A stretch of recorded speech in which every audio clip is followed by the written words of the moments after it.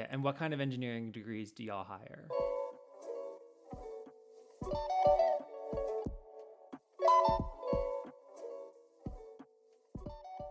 So, with our engineering design, usually at least a master's. If you're in like process engineering, a lot of people in that area have their PhDs.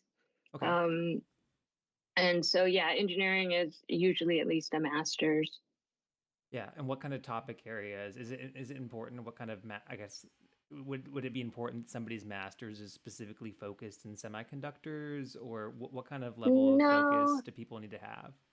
well, like myself, I have a mechanical engineering background. So when it in the design level, there's mechanical, there's electrical, there's a Yeah. lot of software engineers as well because we Oh have to have wow. software. All of our devices operate together, and so we have a huge software engineering team. And then when it comes to process, those are like material science, probably chemical engineering as well. So a lot of different areas of specialty. Cool. Cool.